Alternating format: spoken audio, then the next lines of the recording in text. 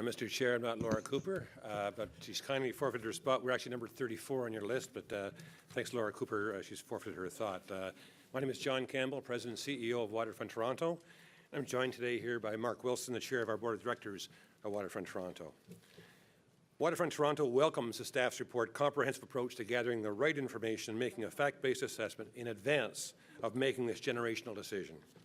In our December 2nd letter to the committee, we urge the city to look at passenger caps, and we're pleased to see the staff report addresses caps and scale and balance concerns. The Toronto Port Authority has undertaken to do no harm as part of their expansion proposal. We welcome this approach and the need to confirm that there will be no harm done before any approval is given. Waterfront Toronto's primary concern with the expansion proposal is not about technology or airlines, but rather about scale and balance.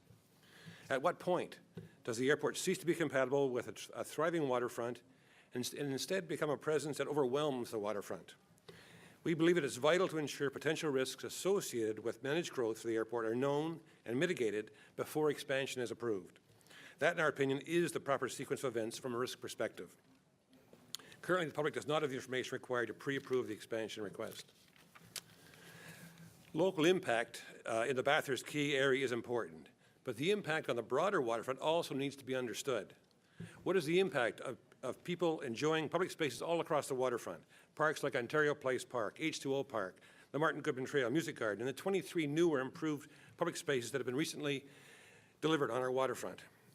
At what scale does the airport stop, does the waterfront, pardon me, at what scale of airport does the waterfront stop being an enjoyable place to live, work, and play? We note that in the rush to arrive at traffic mitigation solutions, some proposals extend Dan Leckie Way into the harbour. We do not agree with that approach. We also need to be sure that the planning and future development of waterfront areas such as the Portlands is not compromised by airport expansion. Restrictions on airspace can impact height, density, and land use in an area we're actively seeking to unlock. Waterfront Toronto will also be seeking to ensure as part of the team reviewing planning and development issues arising from the expansion proposal. Our waterfront is being transformed into new, dynamic, mixed-use neighbourhoods anchored by beautiful new parks, public spaces, and infrastructure geared to generate economic growth and employment and to provide an attractive, high quality of life for residents, workers, and visitors. It's an economic asset to the city and will continue to be so over the long term. As part of this equation, quality of life matters. It's worth remembering that in an era where employment and investment chooses where to locate, quality of life is a key factor in these economic decisions. We only have one waterfront for the entire city, and cities around the world are investing in their waterfronts as a key part of their competitiveness strategy. Let's make sure we have all the information we need before making this generational decision. And Waterfront Toronto looks forward to collaborating with city staff. John, there are questions of you. Councillor Vaughan had his hand up. The question of infrastructure, has the traffic modeling for Queens Quay included doubling the size of the airport? No, I don't believe so. The traffic modeling was done as part of the Queens Quay environmental assessment, completed probably, I would guess, Mr. Vaughan, about 4 years ago, and did not contemplate the expansion. And in terms of capacity, is it modeled to the current and future growth based on the development or based on the airport? On the development. In terms of that development, the method to pay for the infrastructure to unlock the Portlands and the Eastern Harbour, how much of that is reliant on predictable densities arriving and predictable building heights arriving in the precincts that were in question? You're referring to the Portlands? Yeah. We haven't done a lot of modeling on that. Most of the financial concerns in the Portlands so far has been on flood protection. The report that was released yesterday shows that the flight trajectory of the planes will limit the heights of the buildings to about 75 meters at their absolute peak, but after that they encroach on the flight path. If you have to drop densities in the Portlands, does the business model for unlocking the Portlands continue? That will impact the model negatively. Which means someone will either have to come forward with new capital dollars to pay for the Portlands infrastructure, or else the financial model will have to be completely revisited. Yeah. Okay, and then Speculate on the answer because you've used up your full minute asking the question. Any further questions? Councillor Perks. Could you answer Councillor Vaughan's question? I mean, as I said before, we haven't done the detailed modeling on the development of the Portlands per se for the the land revenues, and they're just broad numbers, but clearly our concern, as I stated in my comments, is that we are concerned about impacts on height and density and land use that an expansion might entail. And to add to that, I mean, very simply, it's Transport Canada and NAV Canada who will tell the city what in fact those regulations are. And they have appropriately refused to do so in the absence of any formal proposal.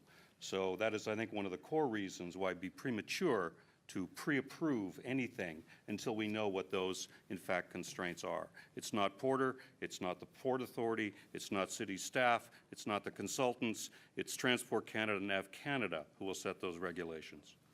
I just want to be clear about the essence, though. If we don't get the revenue to do the capital work to make the whole project work, we're in trouble. The whole thing goes away, whole waterfront. You need more money from somewhere. Okay. Any further questions? Councillor Fletcher, and then Councillor McMahon. Yes, thank you. The notion of pre-approval of a project like this, is that a good business model for the city to be using? John was quite clear, no. No. Not a good business model. And the heights and densities are paying for the flood protection in the lower Dawnlands, is that right? Part of the DCs and, No, they'll contribute to the infrastructure, Councillor, but Right. the flood protection is a large sum of money that we're working with city staff now on how we achieve that. and so the business model for the Portlands includes, it's very delicate, put together for flood protection and infrastructure. And the precinct planning that's underway, it's underway right now, right? It's underway for the North Quay. For the North Quay, and the city is taking the creative district. That's correct. So any change in the trajectory may affect both of those precinct plans. Would you agree with Yes, me? Yes, I would. And so everyone who's weighing in support, including Pinewood, should be a bit more careful that these trajectories may cause a different problem. Is that, would you agree with me? Yes, I don't know what they are, it's speculation, but I'm obviously. sorry, that's 1 minute. If the questions were shorter, I think the answers would be longer.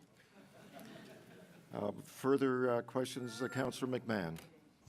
Here we go for a quick question. So parking's an issue all over the city, especially on the waterfront. How much is the average cost of a single underground parking spot on the waterfront? The cost to build? Around $100,000 per stall. $100,000 for a parking spot. That's correct. Okay, thank you. Thank you. Councillor, any further questions from visiting councillors? In committee, Councillor DeGiorgio, did you have a question?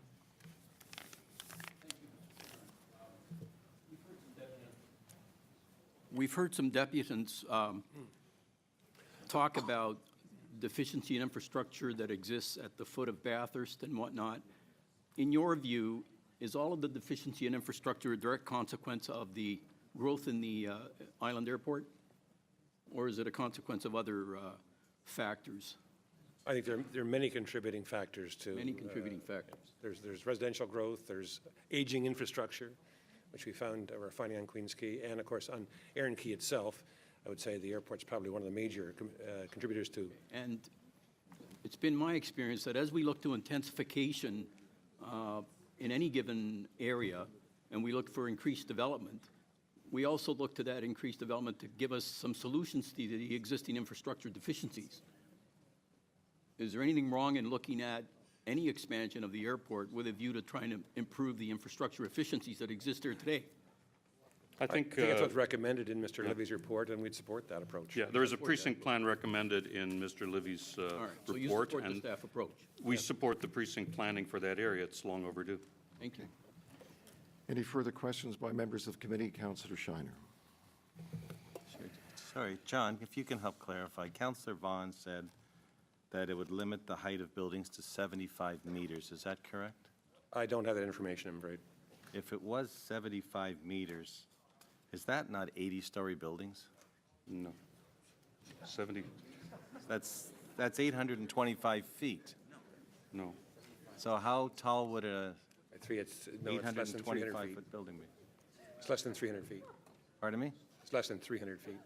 What's less than 3? 75 meters multiplied by 3. So it's a 20-story building? So what would you be limiting the height of the buildings to? Probably less than 20. Okay, thank you. Any further questions? one last question from myself, John. You don't object to jets, is that correct? It's not about technology, that's correct. We're basically about You want to scale. control growth. Correct. You want to manage growth. So if we could show a way of managing growth, you would have no objection to introducing jets, is that correct? I think that's what Mr. Livy's report suggests, and we support the staff approach. Given growth includes wider waterfront impacts, not just the local impacts on that area. So But we're talking about the I've entire central accurately waterfront. summarized your presentation. Control growth, no objection to jets. Correct? It depends. I mean, actually, we don't have the information. I think that the point of the presentation was, we don't have the information. We can't recommend one or the other, and neither can council. So that information is forthcoming as per the report, is that correct? Yes. I think the JETS assessment will have to be made once you have the information which is being requested. There's no way to make that determination yet. All right, thank you.